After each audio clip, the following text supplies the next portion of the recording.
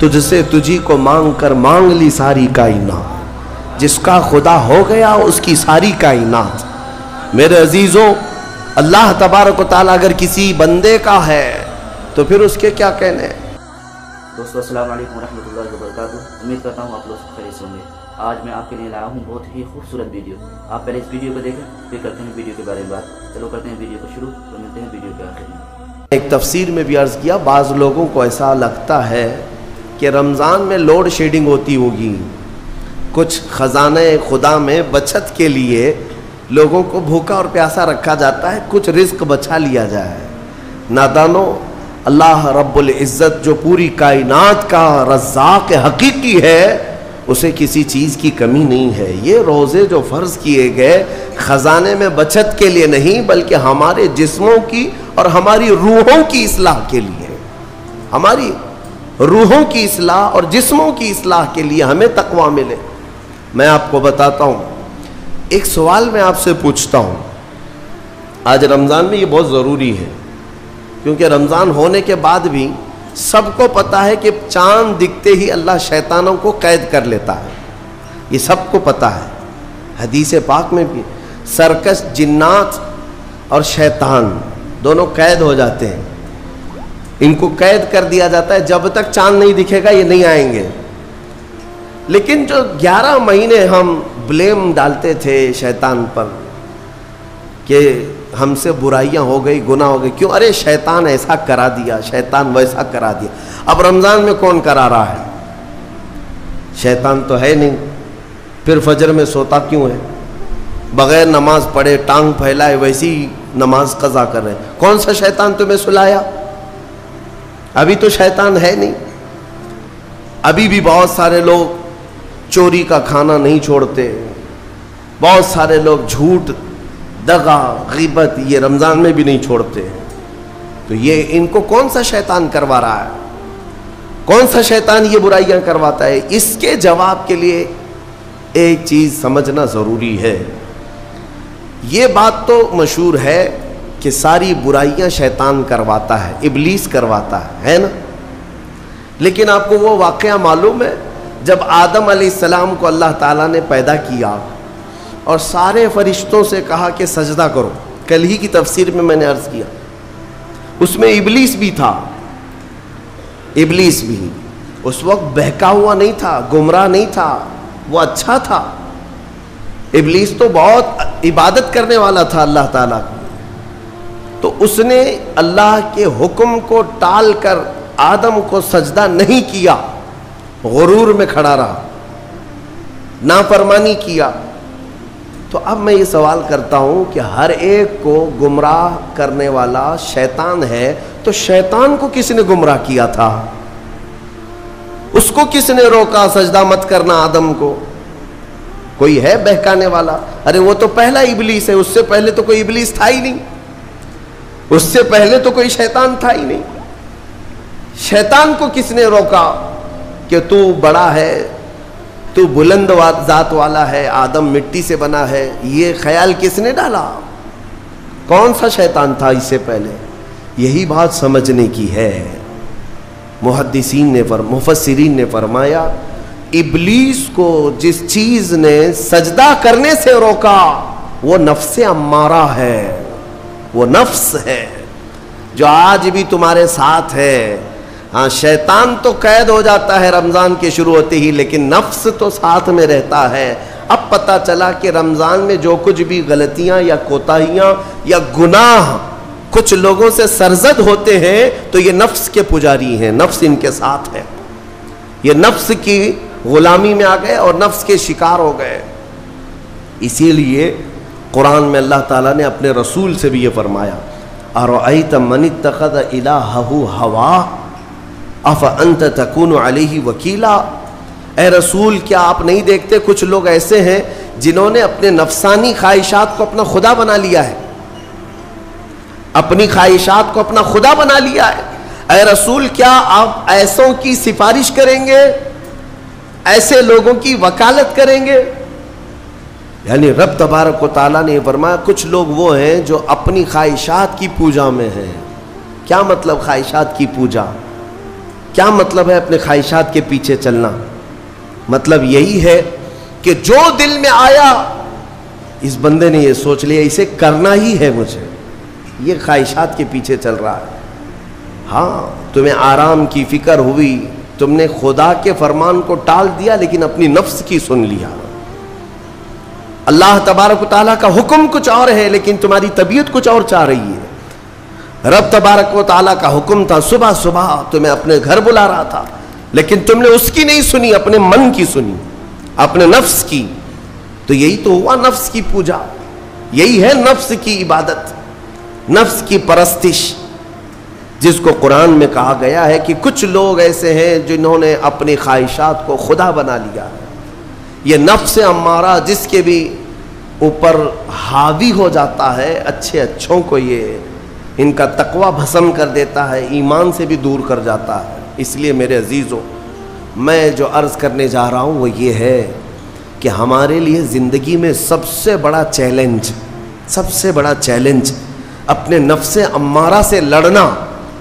آپ کو پتہ ہے رسول پاک صلی اللہ تعالیٰ علیہ وسلم ایک جہاد سے جب واپس مدینے تشریف لا رہے تھے، وہ جہاد بہت سخت تھا، صحابہ زخمی تھے، بہت گھماسان کی لڑائی ہوئی تھی، لیکن جب واپس مدینے آ رہے تھے تو میرے آقا نے ایک جملہ فرمایا تھا، رجعنا من الجہاد الاصغر الى الجہاد الاکبر۔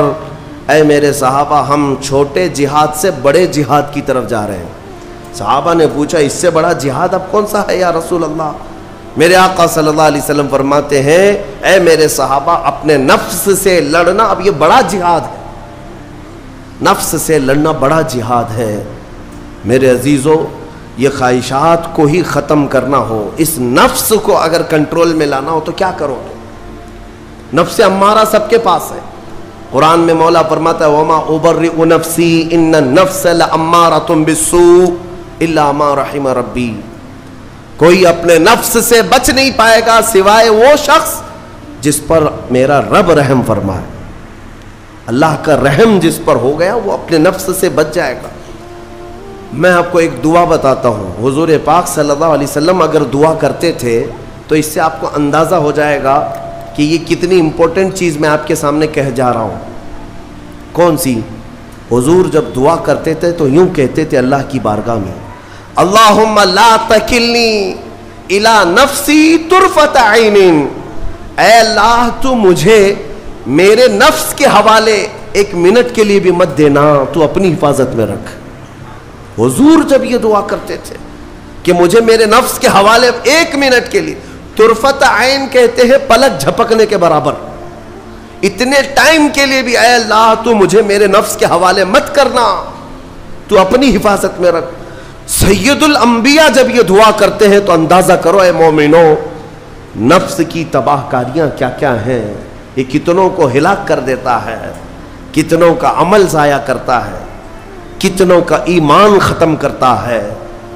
اب میں جو بات کہہ رہا ہوں وہ یہ توجہ سے سنو، یہ نفس امارہ جس نے شیطان کو بھی گمراہ کیا، شیطان کو بھی بہکا دیا، یہ نفس آدم کو سجدہ نہ کرنے کا جو غرور پیدا کیا، یہی نفس امارہ تھا۔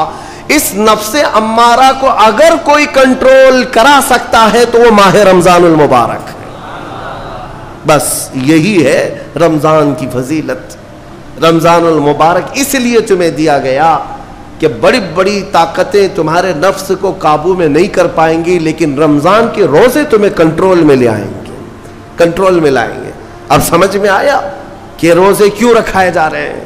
ارے گرمیوں کی شدت ہے، ادھر حلق سوکھا جا رہا ہے، پیٹ پیٹ سے لگ جاتا ہے۔ ان لوگوں کو پوچھو روزہ کیسا ہوتا ہے جو مزدوری کرتے ہیں، ان لوگوں سے پوچھو جو دن بھر کام کاج کرتے ہیں۔ میرے عزیزوں، روزے رکھنے کے بعد کیا رب تبارک و تعالی کسی کو اس کی طاقت سے زیادہ تکلیف دینا چاہتا ہے؟ نہیں میرے عزیزوں، وہ رحمان ہے۔ اس نے جب تمہیں ماں کے پیٹ میں 9 مہینے رزق دیا تو کیا کائنات میں نہیں دے گا؟ تمہیں ماں کے پیٹ میں بھی رزق دیتا رہا۔ تم جب دنیا میں آئے، تمہارے ماں کے سینے میں خون سے دودھ کس نے بنایا؟ تمہارے رزق کا انتظام کرنے والا وہ خدا۔ اگر تمہیں حکم دیتا ہے کہ صبح سے لے کر شام تک بھوکے رہو تو یہ اس کا ظلم نہیں بلکہ یہ عین کرم ہے، اللہ تبارک و تعالیٰ کا رحم ہے تم پر کہ وہ مولا ہماری اصلاح چاہتا ہے کہ ہمارے اندر تقوی آ جائے، جسم میں بھی اور روح میں بھی۔ اب ایک اور بات میں آپ کو بتا دوں، میں نے ایک بات پڑھی تھی نفس کے متعلق، یہ نفس امارہ، اسی لیے امام غزالی رحمۃ اللہ تعالیٰ علیہ نے فرمایا اللہ کی جو مخلوق ہے وہ 3 طرح کی ہے، ایک فرشتے، دوسرے انسان، تیسرے جانور۔ یہ 3 الگ الگ قسم کی مخلوق ہیں، کیونکہ اللہ تعالیٰ نے تینوں کو جو چیزیں دی ہیں ان میں فرق ہے۔ فرشتوں کو اللہ نے عقل دیا ہے، نفس نہیں ہے۔ نفس، شہوت، برائی کرنے کی خواہش فرشتوں کے اندر ہے ہی نہیں، وہ سوچ بھی نہیں سکتے برائی کرنے کا۔ فرشتوں کو اللہ نے عقل دیا ہے، اور عقل عزت والی چیز ہے۔ اور جانوروں کو اللہ نے نفس دیا ہے، عقل نہیں، عقل والے نہیں ہیں جانور، عقل والے نہیں، لیکن نفس ہے، شہوت ہے، شہوت بھی ہے، نفس بھی۔ لیکن انسان ایک ایسی مخلوق ہے جسے اللہ نے عقل بھی دیا ہے، نفس بھی دیا ہے۔ مطلب یہ ہے کہ تمہیں اللہ نے ایک چیز فرشتوں والی دی ہے، ایک چیز جانوروں والی بھی دی ہے، دونوں تمہارے اندر ہے، عقل بھی ہے، نفس بھی ہے۔ لیکن امام غزالی فرماتے ہیں توجہ، جو بندہ نفس ہونے کے باوجود گناہوں سے اپنے آپ کو بچا لیا، وہ بندہ فرشتوں سے بھی افضل ہے۔ کیوں؟ فرشتے اس لیے بچے ہوئے ہیں کہ ان کے پاس نفس ہے ہی نہیں، اور تم بچ رہے ہو تو کمال کی بات ہے، نفس ہوتے ہوئے بھی گناہ سے بچ گیا تو اس انسان کا مقام فرشتوں سے بھی اعلیٰ ہے۔ لیکن ساتھ ہی امام غزالی یہ بھی فرماتے ہیں عقل ہونے کے باوجود اگر گناہوں سے نہیں بچتا تو پھر وہ جانوروں سے زیادہ ذلیل ہے، کتے اور خنزیر سے بھی گیا گزرا ہے، کیونکہ جانور تو بیچارہ معذور ہے، اسے عقل نہیں ہے، نفس ہے۔ تمہارے پاس عقل ہے، اس کے باوجود حرام کاریاں کر رہے ہو تو جانوروں سے زیادہ گر گئے۔ فیصلہ تمہارے ہاتھ میں ہے کہ تم کون سی زندگی گزارنا چاہتے ہو، کون سی، کہ تم نفس کے پجاری بن جاؤ یا عقل کا صحیح استعمال کر کے فرشتوں والی صفات پر عمل کرو۔ عزیزان گرامی وقار، نفس اور عقل یہ جو 2 چیزیں ہیں، ان کو میں آپ کے سامنے تھوڑا سا کھول کر کے عرض کرتا ہوں۔ عقل جو ہے عزت والی چیز ہے، جسے بھی دی گئی ہے وہ عزت والا ہے۔ کیوں عزت والی ہے یہ عقل؟ پوری دنیا میں عقل کا ہی تو کمال ہے، جس کے پاس عقل ہے وہ بادشاہ ہے، جس کے پاس عقل ہے وہ لوگوں کو ہانکتا ہے، پوری دنیا کو ادھر سے ادھر کر سکتا ہے۔ عقل اور نفس جو ہے، نفس برائیوں کی طرف بلانے والا، عیاشی کی دعوت دینے والا، موج مستی کرانے والا اور اپنے آپ کو تباہ کروانے والا۔ اچھے بھلے نوجوان، 25 سال کی کڑیل جوانی ہے، کون ہے جو انہیں نشے کے اڈے پر لے جاتا ہے؟ کون ہے جو ان کو تباہ و برباد کرتا ہے؟ نوجوان کو اچھی طرح سے معلوم ہے کہ میں کوکین، افیون، ہیروئن لوں گا تو میرے جسم کے ساتھ کیا ہوگا، اسے معلوم ہے، لیکن اس کے باوجود عیاشی کروانا یہ نفس کی عادت ہے۔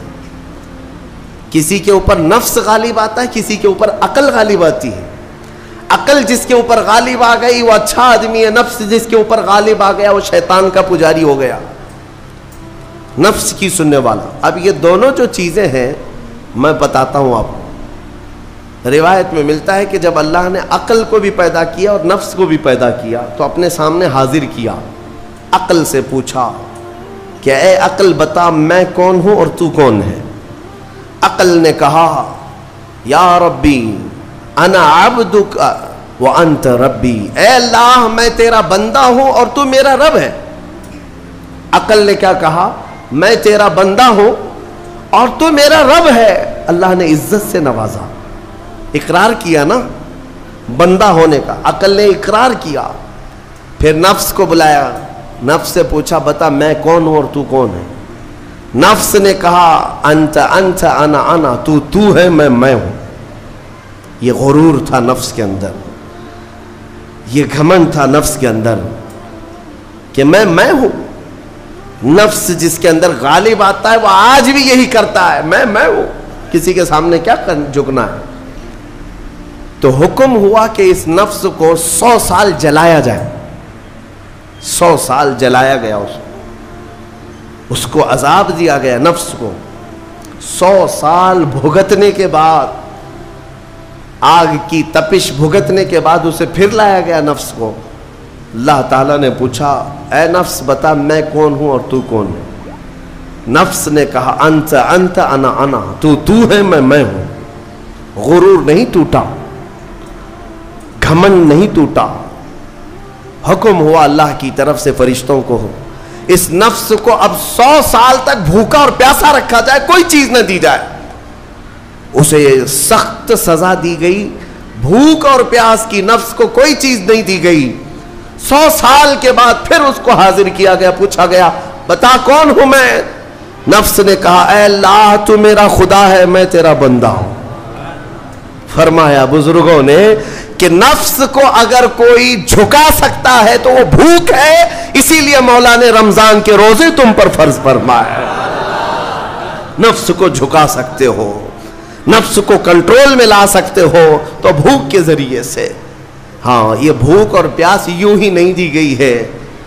دنیا اگر سمجھتی ہو کہ مسلمانوں کو یہ بھوکا اور پیاسا رکھوایا جا رہا ہے تو انہیں کیا خبر ہے کہ روح کسے کہتے ہیں، نفس کسے کہتے ہیں؟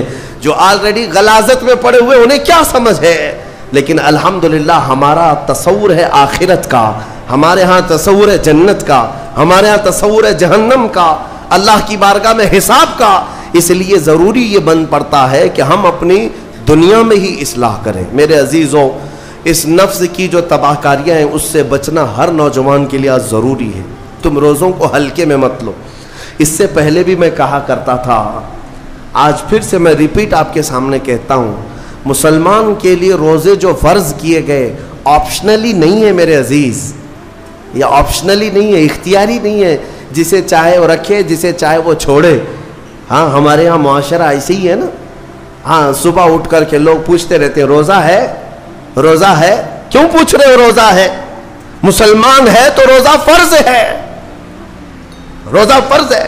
اگر میں آپ کو پوچھوں اچھا لگے گا؟ انسان ہو اچھا لگے گا، سامنے دکھ تو رہا ہے انسان ہے، پھر کیا پوچھنا ہے؟ مسلمان کے لیے روزہ ایسا ضروری ہے جیسے اس کے لیے انسان ہونا ضروری ہے۔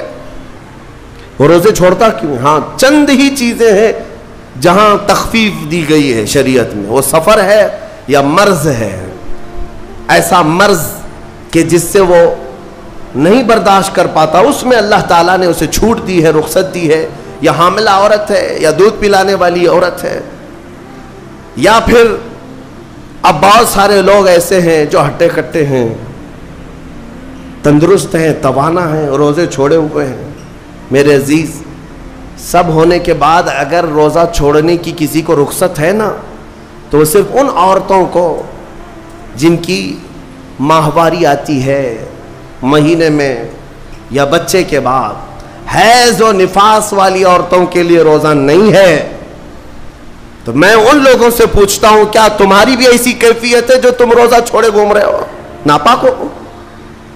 ناپاکی آئی ہے؟ نہیں ہے تو پھر کیوں روزہ چھوڑتے ہو؟ ایک روزے کو چھوڑنے کی سزا حدیث میں بتائی گئی 900 سال دوزخ میں رکھا جائے گا۔ 900 سال۔ اب کیلکولیٹ کرو، اگر تمہاری زندگی کے روزے قضا ہیں تو کتنے 100 سال جائیں گے۔ اسی لیے میرے عزیزو، جب تک طاقت ہے روزے فی الحال کے رکھو ہی رکھو، اگر پیچھے کے چھوٹے ہیں تو اسے بھی پہلے کمپلیٹ کر لو، ورنہ قیامت کے دن کی سزائیں نہیں برداشت کر پاؤ گے، بھگت نہیں پاؤ گے۔ یہ ہم جو بار بار کہتے ہیں آپ کے روزہ رکھنے سے میرا کیا ہے، ہم تنبیہ صرف اس لیے کرتے ہیں کہ قیامت کے دن اللہ تعالیٰ کے عذاب میں گرفتار نہ ہو جاؤ، عذاب میں گرفتار نہ ہو جاؤ۔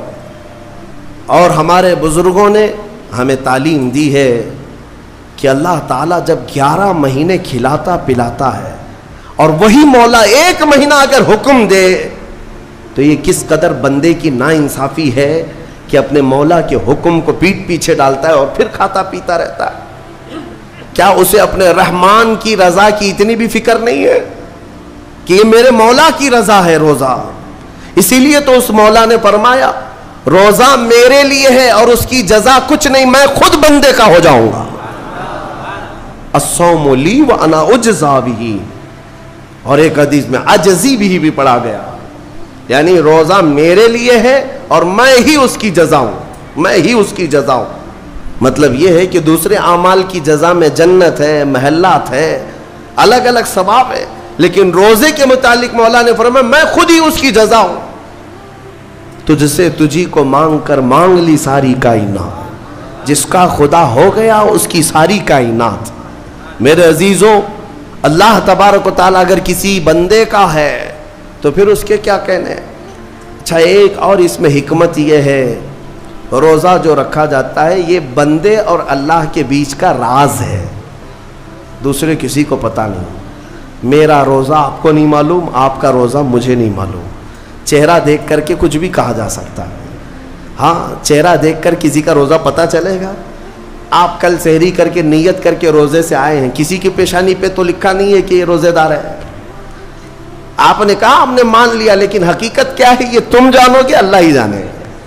بہت سارے تمہارے پاس موقع ایسے آتے ہیں جب ایک ایک گھونٹ نگل سکتے ہو, وضو کے بیچ میں, غسل کے بیچ میں, جب کوئی نہ دیکھ رہا ہو تب چٹکیاں لے کر اندر ڈال سکتے ہو, کوئی نہ دیکھ رہا ہو. لیکن بندے اور مولا کے درمیان کا ایک راز ہے روزہ.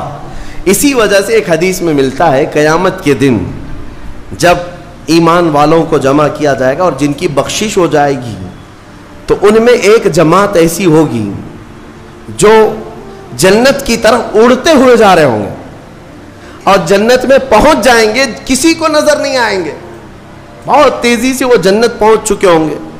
باب الریان ایک دروازہ ہے جو صرف روزے داروں کے لیے, جن کے روزے اللہ کی بارگاہ میں پسند آ گئے, وہ دروازہ صرف ان کے لیے. وہاں پہنچ چکے ہوں گے, بہت سارے اہل اللہ, بڑے بڑے مقامات والے وہاں موجود ہوں گے. پوچھیں گے تم کہاں سے آئے, کون سے راستے سے آئے؟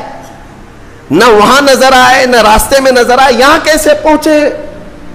تو وہ کہیں گے کہ اللہ تبارک و تعالیٰ نے ہمیں روزوں کی وجہ سے یہ مقام دیا. رب تعالیٰ کی طرف سے ارشاد ہوتا ہے کہ ان بندوں نے دنیا میں جو روزہ رکھا تھا وہ سب سے چھپا ہوا تھا, کسی کو پتہ نہیں تھا روزہ ہے یا نہیں. اس لیے جب میں نے ان کے روزے قبول کیے تو سب سے چھپا کر انہیں جنت کی طرف بھیج دیا. وہاں پر بھی یہ جزا دی گئی. میرے عزیزوں, فضیلتیں بہت ساری ہیں, سب کو پتہ ہے, لیکن میں جو کہہ رہا ہوں وہ یہ ہے کہ اگر اپنے نفس کو کنٹرول میں لانا ہو تو یہ روزے شرط ہیں. ایک صحابی حضور کی بارگاہ میں آئے, جوان تھے, کہا کہ یا رسول اللہ صلی اللہ علیہ وسلم, جوان ہو چکا ہوں, شادی کی عمر ہے, لیکن شادی کرنے کی طاقت نہیں, مال نہیں, اسباب نہیں, کیا کروں؟ شادی نہ کرے تو گناہوں کی طرف چلے جائیں, خواہشات ہیں انسان کی. تو جانتے ہیں میرے آقا صلی اللہ تعالیٰ علیہ وسلم نے کیا فرمایا کہ اگر استطاعت ہے تو شادی کر لے, ورنہ روزہ رکھ لے. شادی کے بدل ڈائریکٹ کون سی چیز؟ روزہ. فرمایا اس لیے کہ روزہ تمہاری شہوت کو ختم کرتا ہے, تمہارے اندر صبر قائم کرتا ہے. عزیزان گرامی, حدیث پاک کا یہ مفہوم میں آپ کے سامنے رکھ رہا ہوں. تربیت میں میرے آقا نے ان نوجوانوں سے کہا جن کی شہوت غالب ہے, جو گناہوں کی طرف زیادہ جا سکتے ہیں, ان کے لیے فرمایا گیا وہ روزہ رکھیں, کنٹرول میں رہیں گے. صرف رمضان کا ہی نہیں, سال میں اور بھی دنوں میں روزہ رکھو تاکہ تمہارا نفس قابو میں رہے, کنٹرول میں رہے. میں چند مہینے پہلے کچھ نوجوانوں کی کثرت کو دیکھ رہا تھا جو اپنے جسم کو شیڈول بنانے کے لیے, مینٹین کرنے کے لیے ڈائٹ پلان تیار کر رہے تھے. تو اس میں ایک بہت ہی بڑے ڈاکٹر ہیں جنہوں نے ڈائٹ پلان دیا, تو اس میں انہوں نے مینشن کیا کہ ہفتے میں ایک دن بھوکا رہنا چاہیے, صبح سے شام تک. وہ نان مسلم ہے. میں نے پوچھا تھا کہ یہ آپ کے ڈائٹ پلان میں کس لیے ہے, تو انہوں نے اس کی سائنٹیفک وجہ بتائی کہ ہفتے بھر میں ہم جو کچھ بھی کھاتے ہیں, کچھ ایسی چیزیں جمع ہو جاتی ہیں جن کو پگھلنے کا موقع ہی نہیں ملتا, ہم بار بار کھاتے رہتے ہیں, اس پر چیزیں جمع ہوتی رہتی ہیں. ایک دن ہفتے میں اگر اپنے پیٹ کو خالی چھوڑ دیا جائے تو فاسد مادے گل کر کے باہر نکل جائیں گے اور صحت ہمیشہ صحیح رہے گی. یہ دنیا کہہ رہی ہے. میرا مولا بغیر حکمت کے کوئی چیز تم پر فرض نہیں فرماتا. جس نے ہمارے جسموں کو بنایا، جس نے ہماری روح کو بنایا، وہی زیادہ بہتر جانتا ہے کہ ہمارے حق میں کیا چیز اچھی ہے. دوستو امید کرتا ہوں آپ لوگوں کو یہ ویڈیو پسند آئی ہوگی. اگر آپ لوگوں کو یہ ویڈیو پسند آئی ہے تو ہمارے چینل کو سبسکرائب کریں اور ویڈیو کو لائک کریں اور کمنٹ باکس میں ضرور بتائیں کہ آپ کو یہ ویڈیو کیسی لگی. چلو ملتے ہیں کسی دوسری ویڈیو کے ساتھ. جب تک کے لیے السلام علیکم ورحمۃ اللہ وبرکاتہ.